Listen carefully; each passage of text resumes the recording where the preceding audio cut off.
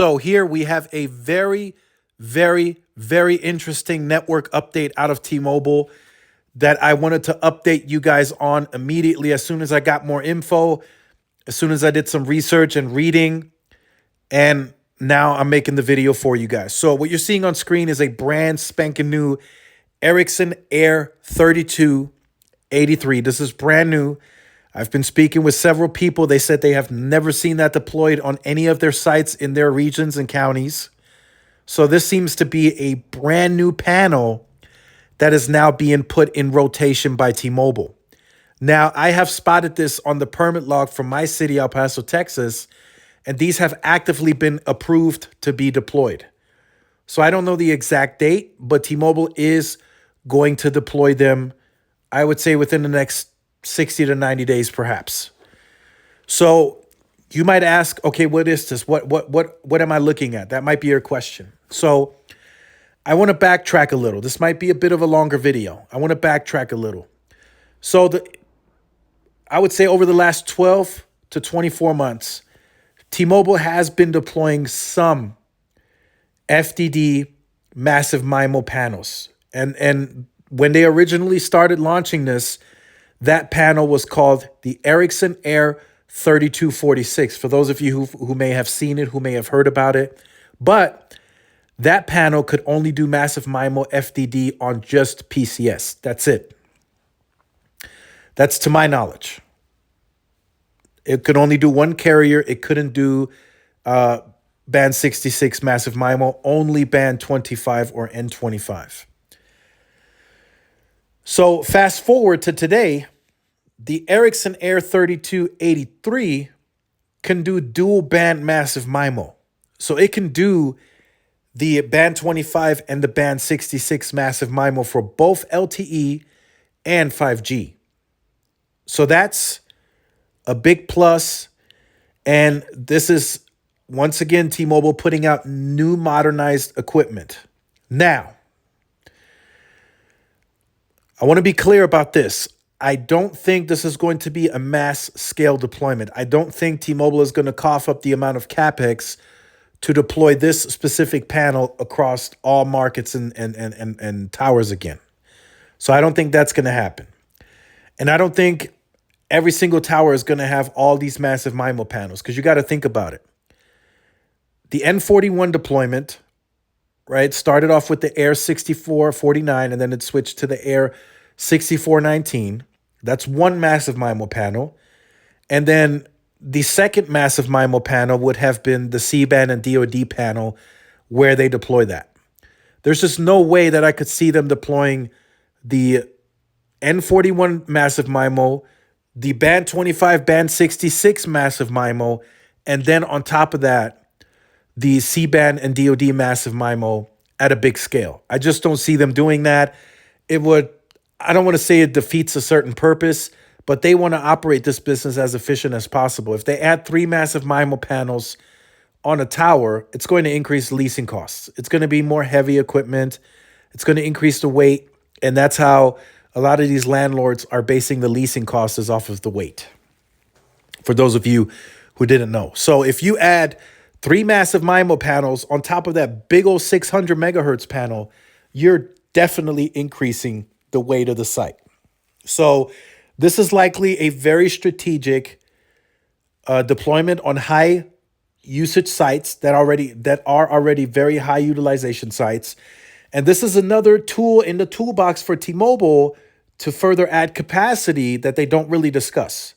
So when T-Mobile is asked at these quarterly earnings from analysts like, hey, look, FWA, you're slamming the network with new mobile users, you know, what's the future capacity look like? And then T-Mobile right away throws out, well, we got Auction 108 spectrum still coming.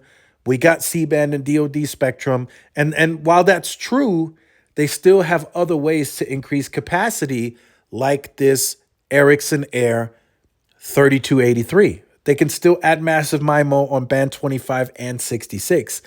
And if needed, they can do it at a bigger scale over time. I just don't see them doing that right now at a big scale, but they can do that on a site-by-site basis if they choose to. They can still do cell splits. They can still do, for adding a fourth sector. They've been known to do that. But here's another take and another perspective as well. I got to be objective. If you got to add a Ericsson Air 3283 massive MIMO for band 25, band 66, if you still got to add the dual band radio panel from Ericsson, whatever that will be, the C-band and DoD, and then you still have N41 and the 600 panel, it might be time for that area to receive another cell site nearby or a small cell. It might be time for some offloading. If you got to go ahead already now, right, 4 years in on a merger, or almost April, it might be time to start densifying a little more in that area. If you gotta go through all your tools in the toolbox and deploy them on the sites already. Now, I'm not saying this is happening at grand scale in my market. So far, I've only been tracking 5 permits where this new panel, this 3283, is being deployed. By the way, let me share another picture here. So off to the left, this is the original deployment that's there now. Apparently, they are going to remove a CellMax panel. And then on the right, where it's kind of outlined in blue, that's where they will put that new Ericsson Air 3283 and remove the CellMax panel. So again, this is a very interesting update here. This late in the evening, but I wanted to put this out because this goes to show that they have other tricks, if you will, in the toolbox to further enhance capacity on already high capacity sites, or high usage sites, I should say. My market is high in share. T-Mobile is about 6 to 7% higher than Verizon, and about 10 to 12% higher than AT&T. So they have majority bulk of the usage in this market on their network. They have a substantial FWA footprint, I'm told. So there's a lot of usage on the network just by having the most market share. And now they have home broadband users, and they got to keep up with the times. They continue growing. The usage itself is increasing on already existing customers. So they have to keep up. And it seems this is one of the ways that they're keeping up. These were even listed as expedited permits. So that's why I'm thinking maybe within the next 60, 90 days, these will be deployed. I'll definitely check these. I'll be by these sites soon. And I'll check them out. I'll take pictures if they have the new panel. I'll see how the site performs.